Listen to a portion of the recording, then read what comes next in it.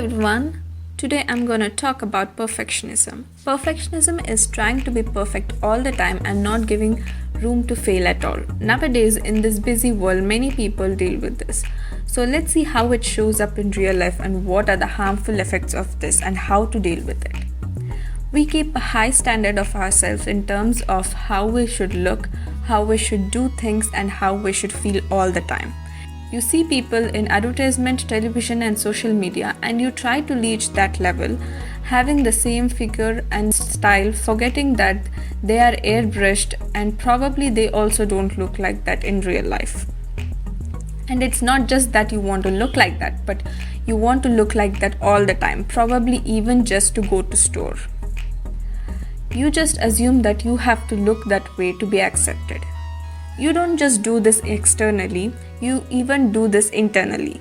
You have this notion that you have to always feel happy and never be sad or lazy or procrastinate.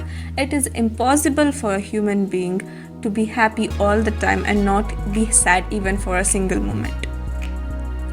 You keep the expectation of how you do things. You feel like you cannot go on a vacation without being productive, even though vacations are for having leisure time. If you do one small thing wrong, you keep criticizing yourself and you end up not doing the whole plan for the day because you weren't perfect. Because of this, you get anxiety and stress. I don't need to tell you how anxiety and stress can affect your health. This is what most people have problems while following diet as well. If they plan to eat 500 calories and if they eat 5 not 1, they feel like they are not perfect and they start binge eating to get a feel of gratification.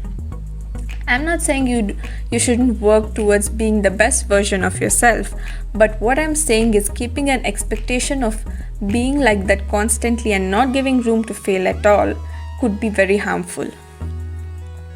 I will give you my personal example, which was the consequence of perfectionism. I wanted to start a YouTube channel 2 years ago and I did few videos, but I had this fear of failing, so I couldn't keep up being committed to one niche because I was scared that the topic wouldn't be a perfect choice and never made progress with either one. I was scared that what if I don't like this topic later in life?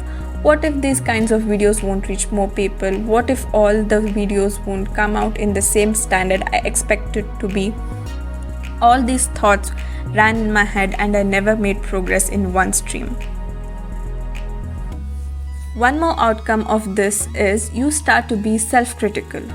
You not only start seeing flaws in yourself but also in others. You just project your fears on them and start pointing their flaws. And soon you become a person who is not fun to be around. No one likes a person who keeps picking flaws in them. So in total, you're just limiting yourself, missing out on opportunities and connecting with people. So first thing you have to keep in mind is to give room for failure. What you actually have to do is to learn from failures and apply that for the next time.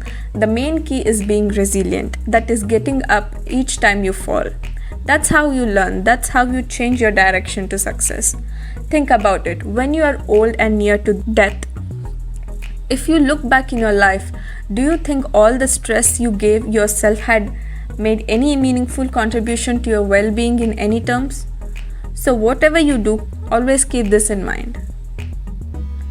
Next thing is acceptance. Until you don't accept who you are, there is no room for improvement.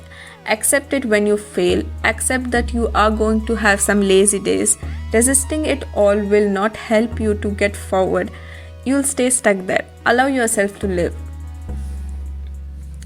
Next one is learn to be kind to yourself. Learn to love yourself in spite of good and bad in you. If you feel like you are worthy of your love only if you match your standards, it is very unhealthy. You have to learn to love yourself even when you fail. Loving who you are as you are is what true love is. Mother's love is said to be the purest love. She loves her kids in spite of all the flaws in them, as this is what the true love is. One more thing you could do is, when you fail and learn and move on, find something you love about yourself so that you don't lose the connection with yourself. So last point is, make structure to ease into doing things so that you are able to start what you want to do. For example, if you want to write a blog, instead of keeping an expectation that it will be perfect in the first writing, write a draft and later edit it to reach the standard you wish to. This way you will at least start the blog, else you will never feel you will reach the level and never start editing. Thank you so much for watching this video. For more videos like this, make sure you subscribe to my channel. See you in my next video.